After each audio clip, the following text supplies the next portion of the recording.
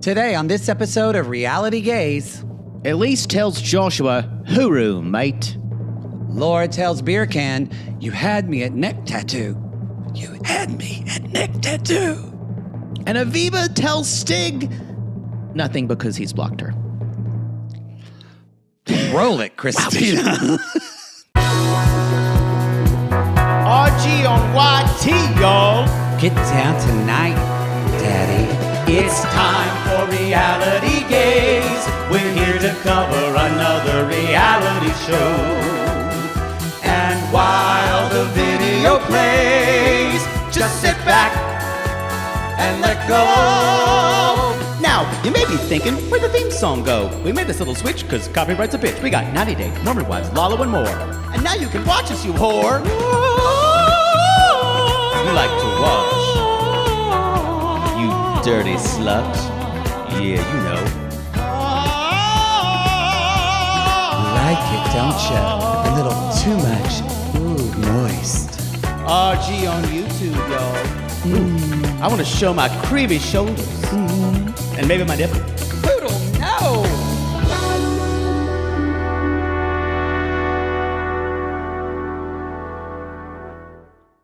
So the titles this season. I knew you were going to talk about this. You knew I was going to be persnickety about it. We started out an interesting. We're like, okay, this is the fasten your seatbelt speech. Mm-hmm. Then we moved into kind of some more esoteric things. Things like Mayday, Mayday. Then we stopped worrying about our journey through a flight, and just started coming up with things like turbulence ahead or Mile High Club. Just throwing in almost like we're playing Taboo, or we're just yelling out things about airplanes. Seatbelt. That's what it felt like. Last week it was emergency exit. And then this week, I'm completely baffled because it's now departing, which is what happened at the first. Yeah. So, like a Ryan Murphy show,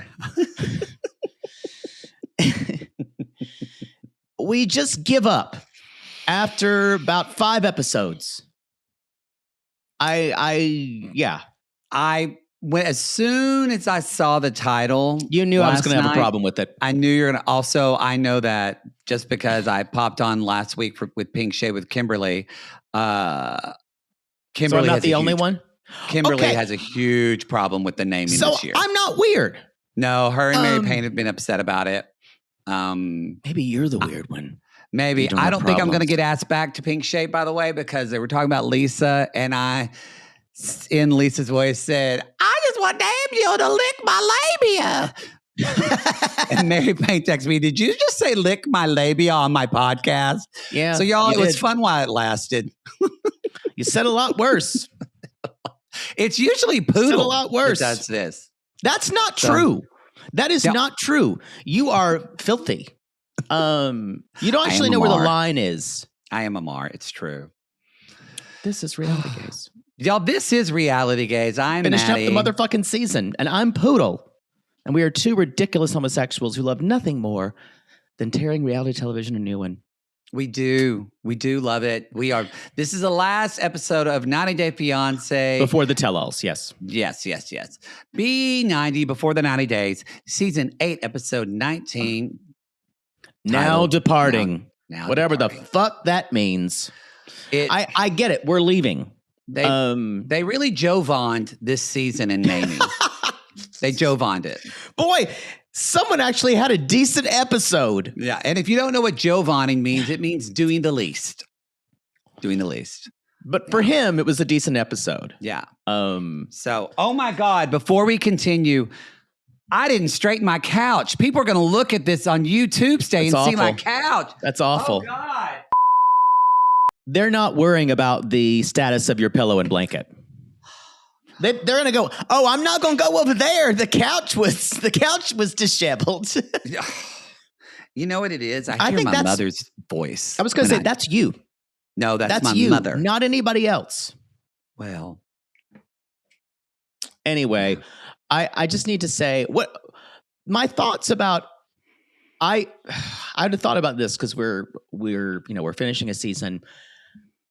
Whatever you thought of this season, one thing is certain: you will never be able to go back in time before you heard the phrase, "I seem to have stretched to fit you perfectly." Mm-hmm. Mm-hmm. You'll never. That isn't a record in your brain somewhere. Oh, she has created iconic moments in 90-Day Multiverse lore that will be forever memes. I shit on the bed. I pooped on him. I shit on him. Yes. And she pooped on me. And that weird accent. And I still don't know where it's from. No. We got a new wig, though. And it doesn't look good. I think it doesn't, but I think I prefer the color better than the brown. Maybe. I don't know. But it's going to be different on the tell-all. It was a season. Let's just say that. I don't like to use the words like or don't like. I mean, I guess I did, but because at this point, there's characters you don't. There's supposed to be people you don't like on a reality show. You are not supposed to like Rick. Nobody in the editing bay thought, how do we make Rick a human in this episode that people like? But they want villains and they want heroes. It's more layered than that. But yeah, I know what you're saying. I think that this season delivered that. I think this season was, to me, it was a fun watch. I rooted for people, or I hoped for their demise. You need aspirational situations and storylines, and you need cringe, let's laugh at this person and hate this person. And I feel like this season, titles notwithstanding, delivered that in spades. I agree. But I would say that from a production point of view, if production was speaking, though, they would say, no, we're trying to tell these stories of love and they're not perfect. So I'm saying that is where the divide happens. Mm-hmm. Because y'all producers of this show are going to say, no, we're just telling stories. It's like fucking the guy who does Love is Blind. We're making love happen. Yeah, I'm not living in that bullshit. I'm talking about real talk. That's what I wish I could hear from, like, the editors and the line producers. Those are the people I want to hear from, because they're in the trenches and they're making the stuff and they're deciding who the villains are. Mm-hmm. So I think when we talk about production, that's who we're talking about. I agree. I think the Elise and Joshua storyline was desperately needed after Emma flamed out. Mm-hmm. And but I think it was like a really compelling season. I think, a lot of meme-worthy moments. Jesus, it delivered. And at the end with Laura Birkan, when he proposed to her, I felt nothing, because that's the thing. This woman is not a reality star. There's something about her kind of she creates a distance. It's that teacher mentality. I can't go with her. I thought I could earlier on in the season, and I just felt nothing. Yeah, as it continued on. We all thought that she was going to be one of us.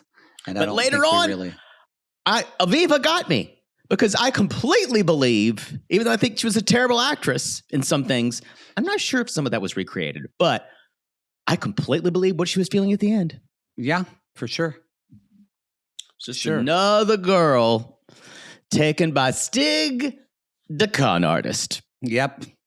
It was a good, again, really delivered a lot of this season felt like I don't feel like we've had old B90 in a long time.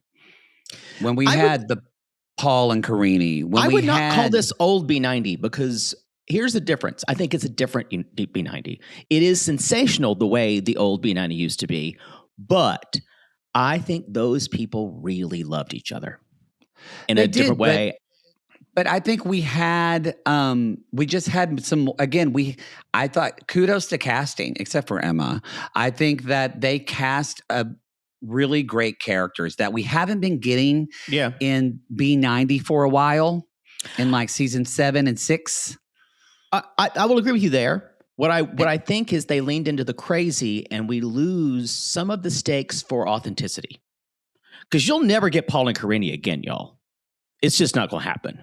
Mm-hmm. And that is lightning in a bottle. You're never going to get the machete scene back, or him running, or poop water. You're never going to get that again. That was a special you're kind never of going to get. crazy. You're never going to get getting Darcy getting her shoe stuck in the escalator. A lot of that.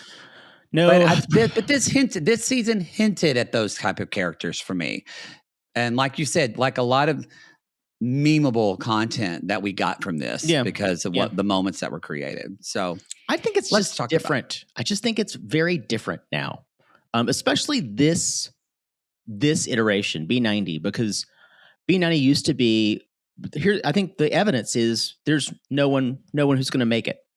So I think that to me that's where the story comes from, and that's why I'm wondering. The love. Now, I think Javon and Anna Lynn will make it, but I don't think that's aspirational at all. And I think for people to matriculate to 90 Day Fiance, there has to be some kind of love. Yeah, it's really, but I think it'll take a while. But it's really Forrest and Sheena are the couple you're left rooting for. And we used to have at least 3 of those, and some other joke shows. So I think what I would say is this season was compelling. I think it missed a little bit of its heart. And that's what I kind of needed. But I don't know if B90 can do that anymore. I think that's just speaking metaphorically. I don't know if that's what they think the show is anymore. I think they think it's more moments like this. Lisa shitting on Daniel. I want more of that. I want more of that. You just want them to feed Christians to the lions. Basically. Yeah. Basically. Yes. I don't think do we have any announcements that are pertinent this week? None of them are really pertinent, but we have to say them regardless. How dare you? Okay. All right. Maybe we don't have any. Maybe. We're at a time right now where things are just kind of chill right now. So you jinxed it. We do have to talk about our new couple from 90 Day Fiance season 12. We do. So have to do that. Y'all, we're gonna have 2 tell-alls. 2 tell-alls next week and the following, and then the new season of 90 Day Fiance with all new people. Will start on May 10th. New blood. Watch it with your mother if you're in the States. This is actually a good time. Or without your mother, if you don't want to talk to your mother, because some of you don't like Mother's Day, and I get it. Wow. I mean, I love it but I get it. I was going to say, if you have friends who aren't into 90 Day Fiance, this would be a great time to tell them to watch. Yeah. And because all new couples, they don't have to watch anything. So watch it with your mother or your favorite motherfuckers. There you go. That could be your father. Could be. Whoever. Or whoever's fucking your mother. Yeah. Doesn't have to be your dad. Mm-hmm. This is getting into a weird area. Yeah, I was letting you skate into it and was just going to watch you crash out. Let's go on. Let's move on. I think that's it. So we need to do our couple, and that's about it. So let's jump in. Mm-hmm. Elise and Joshua. I gotta say, this was really, I had a lot of questions about this. And then it kind of hit me about, why would you invite people over for a party? Elise's last night. Mm-hmm. And I went, oh, he's blowing it up. That's what I said last week. This guy's going to blow it up. He's trying to blow it up. He's self-sabotaging it. Yeah. This guy literally feels like a flaming plane of pig shit on fire that's hurtling to the earth. Yeah. And that's how his self-esteem feels. Extreme I also think locked in shame. the more and more I see him and I see his behavior, I wouldn't be surprised if he has some type of issues with alcohol, or it feels very Can you addict say more about that? This is part of that cycle too of getting defensive when you are called on one of your actions that you should be responsible for, and then kind of taking this and sometimes like Elise said, like this half apology, but then jumping immediately to defensiveness and blaming the other person. And I wouldn't do this if you weren't doing this to me. And then 10 minutes later coming back, I'm sorry. I love you. I mean, it's not abusive what he's doing, at least for what we're seeing, but it replicates that cycle. Yeah. It feels like cokehead behavior to me. I don't know if you've ever known any like cokeheads. Like this is just like you. I was never a cokehead. I was never a cokehead's a personality and a lifestyle choice. No, it is. That's what I'm saying. Yeah. No, I was never a cokehead. I had never had money. Yeah, that's the truth. Because you fuck the wrong people. A cokehead actually doesn't need to have money. They just need friends with money. So I just realized, well, you didn't have that either because you were only dating. You only were around fucking actors in LA in your 20s and 30s. The brokest of the broke. But you just probably, maybe that's why you didn't ever when you were in your 20s and had your twinkdom, which is lost. No, it's not heart. You never had that, but your twinkdom you lost basically because that's gone now. Your twink ass is gone. It's all your suppleness is gone. Now your body just feels like scales. Yeah, all that's gone. But just like a Komodo dragon. yeah, walking around with your tongue going. But probably if you were with someone rich, you would be doing a lot of drugs and you would be dead. Yeah, I think I would have. You would have been dead. So maybe it's good that you didn't do it, but it just means, what is it? What are the armed forces or so? Aim higher? You aim higher, meaning I don't think you gotta go. Is that their slogan? I don't know. You got to go for those 80-year-olds now. Oh, that's where you got to go.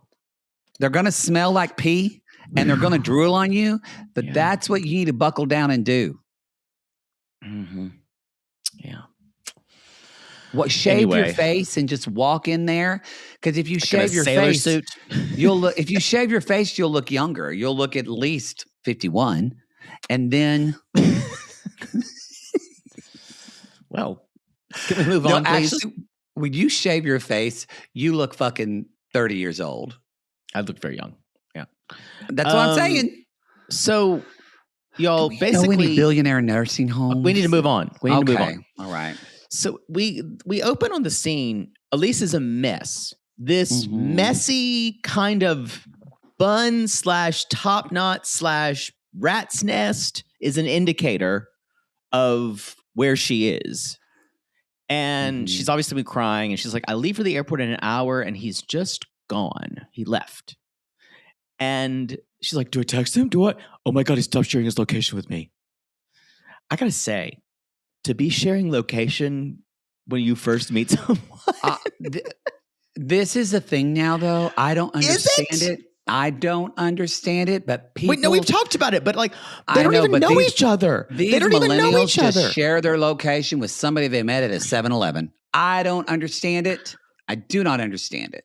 You could not get me to share my location with someone with 1,000 horses.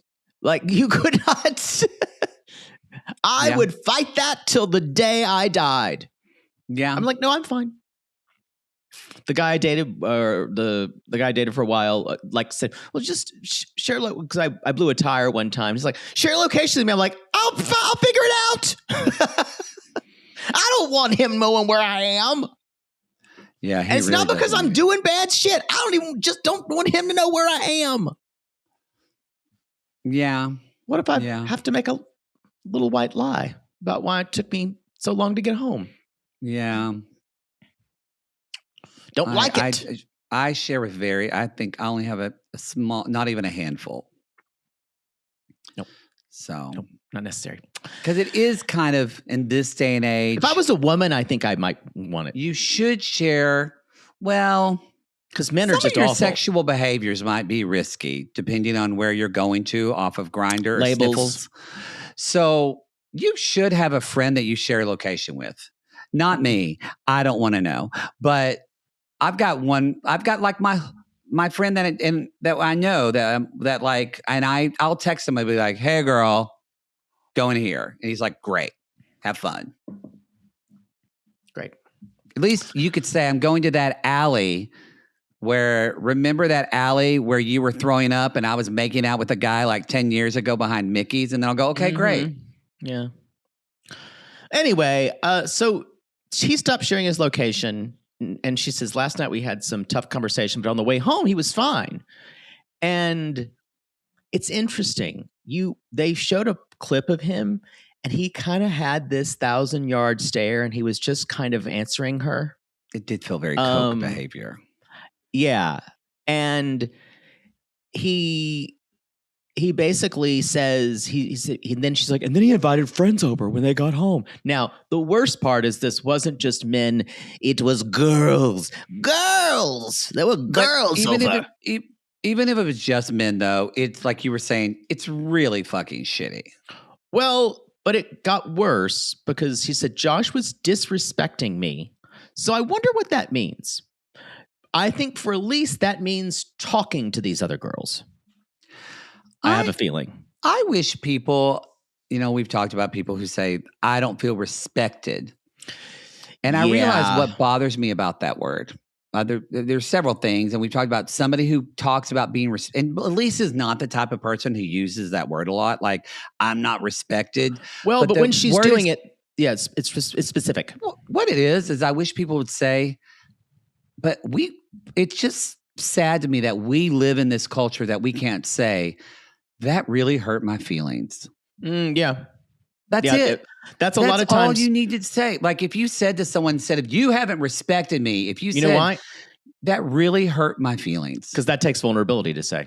And then see how someone responds to that. And if they still have an asshole response when you are hurting, then fuck them. Then disrespecting, that's an aggressive thing to say to someone. And that also says you were wrong and I was right. Yes. And that's not what this is about. It is hurtful that he did this to her. It makes her feel not like a priority and not loved.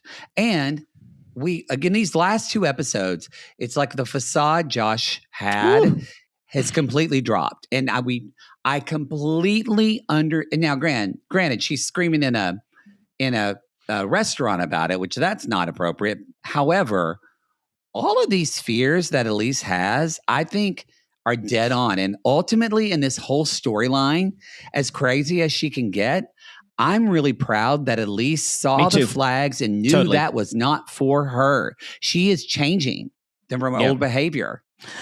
Look at me. Look at me. Oh, I am changing.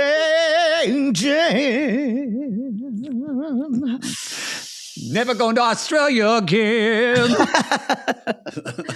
one's gonna stop me. No. And over you, I do like a pageant person. No. No. I will always watch a pageant queen singing, "Look at me, I'm changing." Always. It's just changed. I'm changing. There's no. Yeah, or yes, I'm changing. Yeah. Yeah, I agree. So I don't know where I am. After that moment. You took yourself out, not me. I did. You said changing, and I was like, look at me. You're doing it again. You're waylaying yourself again. I can't help it. I have to sing. When you mention Dreamgirls, I have to sing it. I'm a homosexual. This is true. I'm not judging, actually. In fact, I would be upset if you didn't. But I remember where we are. So Elise says, don't tell me you love me, and then you just leave. And then she's like, so of course my walls are up. And so she kind of tells production, I just need 5 minutes. 30 minutes later, okay, she's talking to a shirtless Chris. I've got to say this. There is absolutely no boundaries in this apartment. No. Absolutely no boundaries. I think either Chris is just used to talking to her half naked in a towel. Is that Australian? I don't know. I wish they would fuck. I do too. He seems more level-headed than Joshua. Right? I wound up liking Chris a lot more. I did real too. Hot. And so Chris, she was crying all night, and I thought it was a terrible idea to have girls over, but I trust I have all the external problems with friends. Basically, that means I'm the good time guy that's going to talk about it after it's over and talk about how you were wrong and how I saw all this. It also means Josh has been a fucking mess a lot of his life, and he's used to him being a mess and fucking up repeatedly. Yeah. Because this behavior that Josh is exhibiting, this didn't come from anywhere. This goes back even before his ex and his kid. This goes back to childhood shit. I wonder, it'd be interesting to hear from his ex-wife. Be really interesting. Yeah, I don't think we're going to get that. So Joshua comes in and he's like, then he starts immediately apologizing, goes in the room and closes the door and says, I'm sorry, I was angry and upset and I just drove off. And she's like, you turned off your location. I just drove up the road. And then he says, and this is how you knew, he almost, it sounds like a little child. He's like, I thought you didn't care anymore. I went, yeah. And it's so also love bombing. Oh, this emotional roller coaster. It's also a way to blame her for it. Yes. By centering his emotions about it instead of hers. And he just keeps kind of mumbling, I'm sorry, I love you so much. He is, and also sorry, I love you so much. The thing that gives me addict behavior is the layer of shame that is with this. He feels so much shame. He said, I asked you if they could come over and you said yes, so that's kind of on you. I think he probably went out, did some coke again to come back. Because even when he walked into this scene, did you see how big his eyes were? And I think you might be right. Really... But by the way, y'all, at this party had drugs on it. I just know. This is all allegedly. This is not facts. This is just, You know why? Because he felt low. He felt. So he needed to. It all makes sense now. That's the thing that you learn about 90 Day Fiance that I'm really proud of, Elise, is that when we quote fall in love or get into butterflies or all that, it's what they talk about, love being blind or whatever, you lose your senses. But if you look at all this, what makes the most easiest sense is the truth usually. Yeah. Yeah. Grant, I'm not judging. We've all been there. So Elise says, all I want to do is be alone with you. And he's like, well, you just should have said that. So now it's her fault. And then she's like, 1 minute he's telling me he loves me and saying sorry. Then the next he is putting all the blame on me. You said that earlier. And then they're on their way to the airport. I'm so glad she saw it. And because then she's like, I need to go to the airport. And then Joshua says in the interview, I should have stayed with her. He said, but I asked her if they should come over. And what is Elise supposed to say? I mean, yes, she should have said, I want to spend time with you. She can't advocate for herself that way. But also, the damage is already done. If I was with someone, I was leaving, not knowing when I'm coming back. They told me they loved me. And then on the last night, like, Poodle, imagine, what if a man said to you on your last night, hey, I'm going to invite people over for a party. Oh, is it going to be a swinging situation? Are we all okay? This is the wrong person to ask. I think you're right. I'm not the right person to ask. If it was me, the fact that they even asked would have been it. That was the straw that broke it. It's that. So then I would have said. Then if I said, well, I really wanted to spend time with you alone. Then now I'm thinking, well, they're just having a not great time with me tonight and having to settle with me. So, but then Joshua says after that, he's like, she said yes. And he said, she just gets so nasty. And she said, "You don't love me anymore." So it really is this guy, the flip-flopping of this guy is so it's just like not even a red flag. It's a fucking like nuclear alarm going whoop. Well, whoop. The other thing is he's like, well, you know, every time we have an argument and I try to apologize, it never goes anywhere because you don't accept it. The thing is, why is you say, I'm sorry, I'll never do it again. But you don't follow it up with qualifications. You just are thinking that's enough. And he follows it up usually with some type of blame or excuse of why he did it. And I think you said this about seasons ago with other people. And I'm paraphrasing, but something to the fact of you can't say I'm sorry and then try to defend your actions. You were like, just say you're sorry. Not possible. And let it land. Yeah. If it's I'm sorry, ... but I meant to blah blah blah. Yes. There's nothing you don't need to you don't need to say anything after. You can say I'm sorry, blah blah blah, and you can keep going on with if it has a but after that, you have negated what happened right before it. Yeah. But you can say like I'm sorry. I shouldn't have blah blah blah. That's on me, and I'm really sorry about that. Yeah, I wasn't thinking of you at that time. I was thinking of me. Yeah. You know, you can say that. But if you go, I'm sorry, so sorry about what happened. I really didn't think it would bother you. Also, negated exactly what you just said. Yeah, it's amazing how much, if you hear that, when people do that, it's in television as well, with BBC relationships, you'll see it all the time. All the time. All the time. Just say you're fucking sorry. We fuck up. Own our fuck ups. It happens. Anyway, where were we? Exactly. So he again is trying to say, and Elise says, "Josh, stop! You fucked up." And so they're out going to the airport, and the producer's like asking, he's like, "Yeah, I do love her," and she's like, "Do you even want to take me?" And he's, "Yeah, I do," and she's like, "But you just left me." And he said, "Well, I realized I needed to leave. I needed to calm down." And Elise just finally says, "This is crazy. This is going in circles. Let's just go." And so they're on their way to the airport. And she, again, is just talking about the flip-flopping. And like you said, he put all the blame on me and that it's my fault. And she's just, you can see Elise, she says, and you can see it, she's exhausted. She just wants to go home. You can even see, like, even when they go to the airport, she is just trying to like stop the bleeding on this and get the fuck home. Because in her mind, you can tell she's done.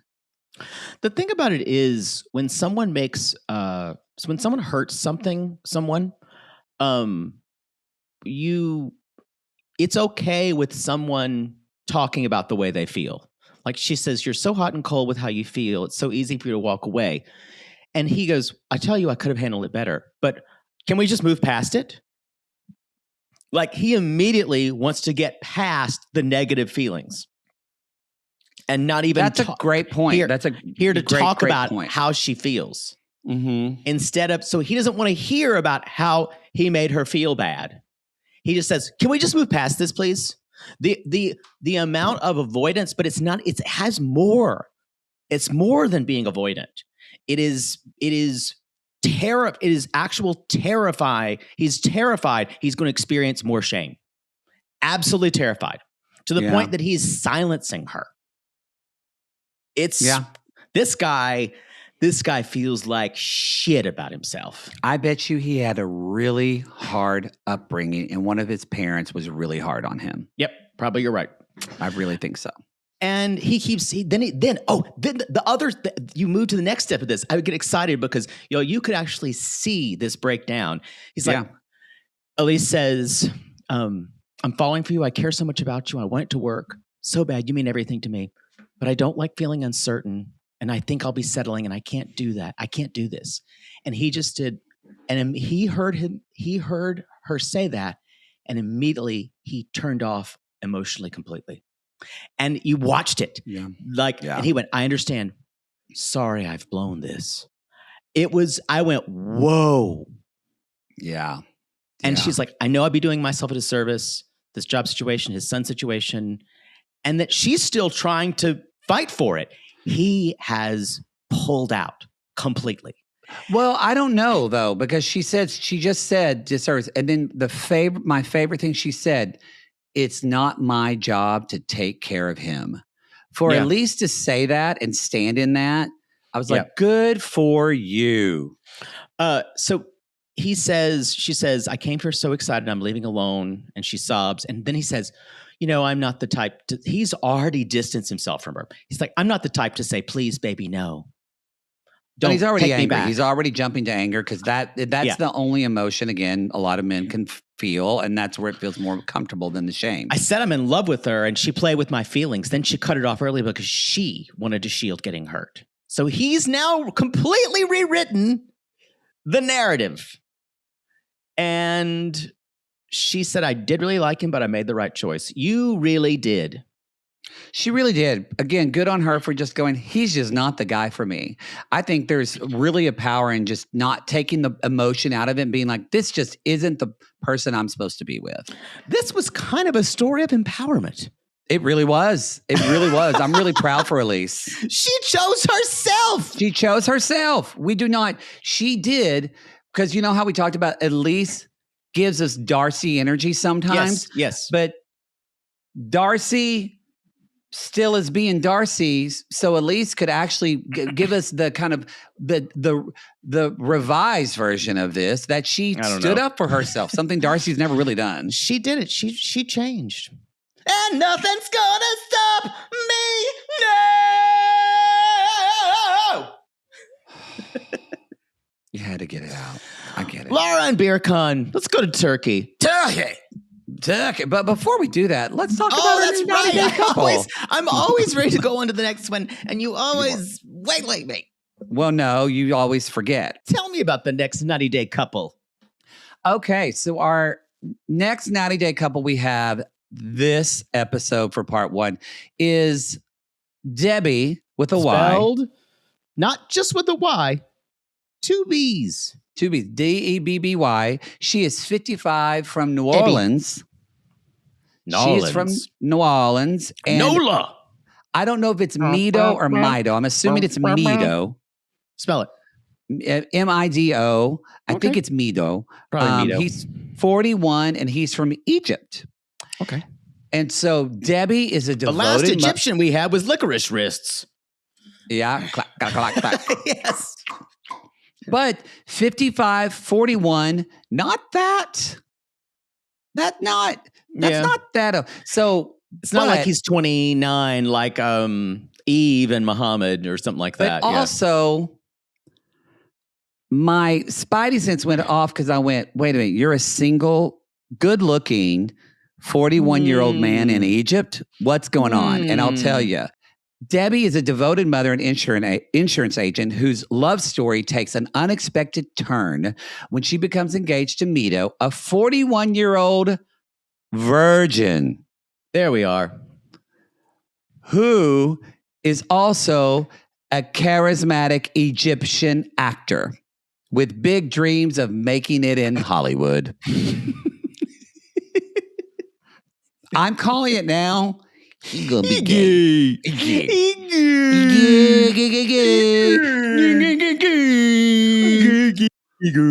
Yeah, I'm telling it now. Even the way he smiles and tilts his head in the picture. Looks like he smells cookies.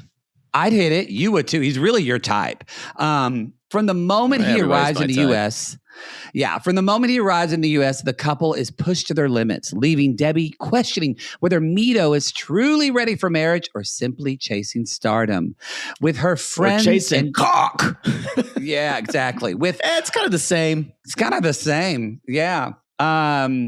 With Debbie's friends and her daughter openly doubting his intentions, the road to the altar becomes a true last-minute cliffhanger. Wow. Okay. I think it's going to be good. We haven't heard Debbie talk yet, but I hope she has a really New Orleans. Strong New Orleans accent. Here comes your Jovi child. Jovi child. All right. Now, Laura and Birkan the last day in Turkey. And of course, he has a surprise for her because life is just one big romance novel. It is. And I got to say, it's almost like I do think, we called Rick the con artist or Stig the con artist, but yes, this guy has it too, because he is selling her a version of himself that is the most sanitized version. Yep. You don't get the dark, sad Birkan. You get poetic Birkan who plays it's kind soccer. of one or the two. Yeah. Yeah. Because I guarantee you, when he's settled down with you in Washington or wherever I think she's in Washington or something. Vancouver, Washington. We had that debate. When he's settled down, you're going to get dark, brooding, gambling Birkan. That's who you're going to get. Which one's the real Birkan, do you think? The dark, brooding, gambling one. Yeah, I think so too. So Michael is on his own, so they can spend some time. Hopefully, he's getting a hair transplant. And don't know anybody would just allow that kind of Friar Tuck pattern on his head. Whew. It is very Friar Tuck. Who? Robin Hood. Yeah, very. Yeah, it's very. Yeah. Don't think that's in vogue. That style hasn't been in vogue in quite a few centuries. So basically, Laura says, "I'm leaving just as soon as we got things back on track, and I'm worried that when we get back to long distance, we're going to have even more problems." Yeah, I'd put a pin in that. They're playing. He wants to play soccer, and he's like, "This was my life." And then she's like, "What's hot as balls, and I'm in jeans. This is not going to be where I wanted to be my last day." And I'm thinking, you knew how hot it was. Also, why are you being so salty about him showing you something that's important to him? Yeah. If you care about who he is. Mm-hmm. She wanted another big gesture. That's why. That is why Miss Romance Novel Queen. And then she starts just thirsting over him doing soccer tricks. I'm like, okay. I mean, if I watched a guy doing this with soccer, it would be kind of hot. He's just not lustable. But not him. Not him. No. Not him. No.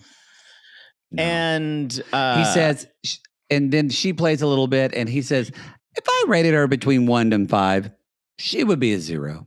But Thomas Edison tried 2,000 times. I roll. Wonder what motivational thing he saw on that about Thomas Edison. This guy thinks he's the smartest guy in the world. He really does. But he's not. So she kicks, she just kind of knocks the thing. It's like, so you thought that was a distance and you believed something in your heart and it happened. Don't worry about distance. If you believe, we will score. And she's like, oh my God, this is the most beautiful thing I've ever heard. He then takes out a red ribbon and puts it on her ring finger. I want to check this. It is the only finger that has a vein that goes to your heart. Is that true? Let's ask Google. Oh, is that made my dad your father go knows something about it. Well, Alexa, I didn't ask you to hush. You can hush. Okay, I'm asking Google. You sound like my mother when she's talking to her Alexa. So is the ring finger the only finger in your You don't hand have to read it out loud. I was going to go on. Oh, okay. Jesus. Well, I just wanted to see. I didn't know. He said, when we don't need rings, when we have this bond. And he whims her. And of course, he whims her. No, the special vein from the ring finger to the heart is a myth. Because this is what I thought. All of your fingers have veins. Like there's veins in your finger that go back to your heart. They all go back to your heart. Because they wouldn't get blood, you fucking idiot. This comes from ancient Egyptians and then Romans who believed that the vena amoris, which is the vein of love, ran straight to the heart. And it was the reason why wedding rings were placed there. Well, there you go. So I got to say, though. It's an old wives' tale. If it wasn't Birkan, this is one of the smoothest whims we've ever seen. I got to say. And if I cared about them, I would have been a puddle and it would have been really fucking That's romantic. what I'm thinking. I believe this was filmed to be aspirational. Like if Forrest did this to Sheena, I would be like, you know what? Me too. But it's because we've seen this. It's all because of this mess between her and Michael, this no boundary mess. Well, do you know what it also is? Because you talked about like Laura feeling teachery. And we're not shading all teachers. We love sissy teachers, y'all. We know that. We're just saying like, but she doesn't offer vulnerability, so we don't know who she really is. We don't know that about Birkan either. We don't know who he is. And I think why we don't care, and even Michael, all these three people, they're all play acting. Yeah. All of them are playing a game. And it's just, that's why we don't care at the end of the day. That's why I don't feel anything. Yeah. And I guarantee you, at the tell-all, they all will hate one another. Yeah, they already do. She's already called out both of them on social media. I think losers. That all three of them is just going to be a bloodbath of sniping at each other. Lovely. And that's who all of them really are. And then Laura says, if I had this to do over again, I would have done it exactly the same way. Well, then you're stupid. Yeah. Because... yeah, girl. So you would have had Michael come over. You would have learned about his debt the same way. When people say that, I'm like, no, you wouldn't. No. Someone who has a lot of hubris says that. Yeah. I wouldn't have changed anything. Shut up. You've rewritten this as some type of romance novel already in your brain. Yep. Good Lord. Yep. Grow the fuck up. You are what? She's over 40, right? Has to be. Let me ask Uncle Google. Oh, no. How old No, is you don't have Laura? to say it. Okay.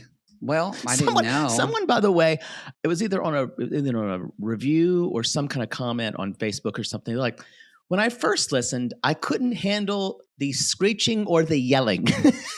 Oh, that's a common thought. That's a common. And my first thought was, do we yell? And then I just we do. Christina, who does our sound, can attest to that. Some of those early episodes when I was editing and I didn't know, I don't know how to edit. I'm not an expert like Christina is. Sometimes we were just blowing you out. Sorry. Sorry. But I was just like, it put me off first because of the yelling. I'm going to tell you something right now. It's going to remind you and it's going to make you angry. Yeah. But both of us grew up in houses where our parents spoke loud. Like your father would just bellow. He would yell at me not to yell and he talked loudly. Yeah. And my mother and father just spoke loudly. That's just the way they talked. Laura's 47. That's what I'm saying. She actually looks pretty good at 47. She does. She does. You think of her as younger. But grow the fuck up. Grow up. And then he says, I never thought I would fall in love again. I thought I would die alone. But the distance could mix up her mind. You know women. But she has that string and she knows her soul is bonded to mine. And she says, am I going to get an actual ring or just the string? I'll think about it. Ha ha ha. Droll last line. And so she's leaving and Michael is there. Now, Michael. What's interesting, she's like, it'll be a little while before I can get you there. And a lot can go wrong in that time. He's like, well, if we really want to be together, it'll happen. It's like, what if you change your mind? He's like, what if you change yours? Michael shows up and she says, I'm feeling anxiety about our friendship because we need better boundaries. It's sad that we won't be able to have the same thing in between us. No more watching movies in bed. So this was just free range. And we're doing everything but dating and fucking. And you didn't leave out not watching movies in bed and cuddling. Oh my God. Grow up, both of you. Get out of this weird. You're 47 years old. Come on. The fuck. And then I don't want to just sit and cuddle with a friend, and I'm codependent. Now, did you watch what happened when they told Michael, they're like, we got engaged? He's like, funny. Y'all, he died a little bit inside. He died a little bit. Also, it shows what a shitty person he is. The tell was when he said, I found you engaged and here you are. Here we are again. Which is his way of saying, this isn't going to last. You're an idiot. I'm going to say this now. Fascinating world. These people are not good friends to each other. They deserve each other. They're like War of the Roses, these two. Yeah. They need each other. It's almost like they don't really enjoy each other. They have to be with each other. And they met playing pickleball, so they compete with one another. I think they have this competitive streak. Boy, I went up hating these two motherfuckers. I didn't know. Absolutely. No. So again, it's Birkan who gets on my nerves the least. I know. And I did not expect that. And Michael's like, well, congrats to both of you. And we got to get going. This plane don't wait for anybody. So now I'm going to make jokes. But so even Michael says, he's a good guy, but is he right for Laura? Who knows?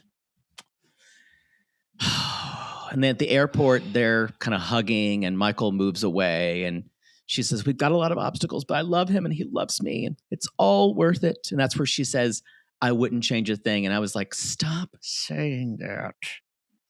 I understand when people have their wedding anniversary and they're like, it's like they've been married for 20 years, something like that. And they look back and they go, and I wouldn't have changed a thing. What they're remembering is the really good moments. I don't think they're thinking about the really bad ones. Memory is an interesting thing. Yes, but there's also probably, though, the thing of if two people are committed to each other and in a long term, you actually look back at the hard times as the growing times, then maybe they are grateful for those times. I don't know. I think, but growth happens after something bad happens. But it wouldn't happen if the thing didn't happen. Agreed. I just don't think this woman is thinking that way. I agree. Now that I agree with. Yeah, that I agree with. Yeah, she's just thinking of all the good shit. Yeah. Let's close up with Aviva. It's 3 months after Belize. Gotta say, she's already looks great. crying. Yeah, she did. Again, got a different shampoo. Got a good. Also, I think it's just that I think she was prepared for a dry climate with her hair. Yeah. She's already crying before the interview and kind of can't form her words. And the producer basically said, so tell me what happened. And she said, a week ago, he broke off our engagement and our relationship is over. And when I got back, so when she came back, he came to see her. He visited her. And they went to Houston and visited his family. She said, maybe his ex-girlfriend. Exactly. And she said, but then once he went back from that, she's like, I saw this side that I didn't know about. And he would go missing on her all night. She says, I'm pretty sure he was talking to other women and it was pulling away. And finally, she just said, look, if you don't want to be with me, just say so and just end it. And the fact that she had to convince him to break up with her. Yeah. And he finally did. Over text, he said, that quote, was insane to me. Insane. He said, talk about spot it, you got it. He said he can't trust her. But I got to say, Stig, Aviva, you're not listening because we've already probably made you cry in a corner talking about your hair so much. Yeah. But if you still are, Aviva, he conned us all. Yeah. He really, well... It's not like we fully trust, but no. If you look back, except for the picture and the friend that did we've played this 90-day game before. We knew then that's not a great sign. Yeah, but a lot of people liked this guy. Did they? I think they did. I think they thought that he was he seemed to really care about her, and he really acted the part. I really can't. So. I can't blame her for this. I can't. This isn't one of those situations where all the red flags were there. There was more kind of beige flags, and then he was the thing is, she's not, but he's a good actor. He was convincing. He was very convincing. Well, the thing is, that's part of, he's got charisma, and that's part of what he makes him an artist. It's part of what he makes him as a performer. And he broke up with her and then posted videos with him with other girls. The fact that this man was engaged to her and didn't call her. Thank God she didn't get pregnant. I still say that it must have just been the dress, the outfits that she was choosing. Unless she reveals that she's pregnant on the tell-all. Oh my God. Have we ever had a pregnancy reveal on the tell-all that didn't get let out before? I don't think we have. Jasmine. No, it came out before the tell-all. We saw the video. So the producer said, and then I understand why the producer needs to ask this, but what a horrible, horrible to be like, so are you just questioning the whole relationship at this point? Just that it was all a lie. And she's like, I definitely have unanswered questions. Wow. Whoa, that was rough. I did feel bad for her. Honey, you need to listen to some Randy Travis unanswered prayers, because that's what you got, girl. That's what you got. Aviva, pour one out for the Avivas of the world. Mm-hmm. Yeah. There's a lot of you out there. To be fair, was she in her late 20s? I kind of understand having that when you're 23, 24. Yeah, let's see. She was a little older than is Aviva. Again, you do not have to narrate. But okay, well, you can just type. I just want you to know I'm Googling, so you know. Thank you. Thank you. Aware. Because we never remember anything. I usually try to. She is 26. Oh, okay. That's on the edge. Actually, was she naive? Was she? I want to get married and hit up and get babies and all that. Yes, but she seems like a young 26. Yeah. God, 26 years old. Y'all don't get out there and do more. Don't let that be. If you have a kid, there's so many. 26 is too young. I didn't know my asshole from my nose when I was 26. That's the show. Yeah, that is the show. All right, everybody. We're going to jump into part 2 tomorrow. Or if you're on the $15 tier, then you can jump into it right. You can get it right now.